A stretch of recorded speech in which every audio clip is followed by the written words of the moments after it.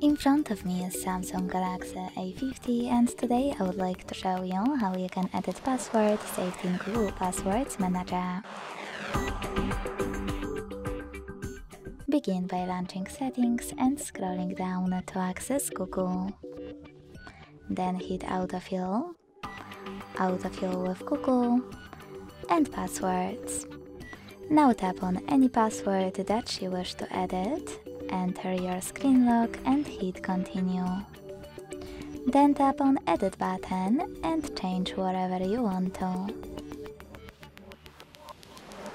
When ready, hit Save at the top right corner. Thanks so much for watching. If you enjoyed this video, leave a like, comment and subscribe. Bye!